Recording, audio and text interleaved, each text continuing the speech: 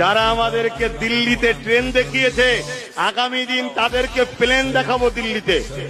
রাজি আছেন না? নয়, বিশাল লড়াই হবে, বিশাল লড়াই হবে।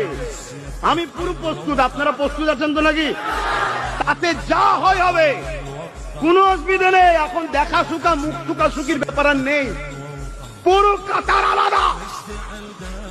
এখানে আমার মসজিদ মাদ্রাসা কবরের ব্যাপার, এখানে আমার ধর্মের অস্তিত্বের ব্যাপার, পাশাপাশি এখানে আমার দেশের সর্বোচ্চ মাথা সংবিধানের ব্যাপার।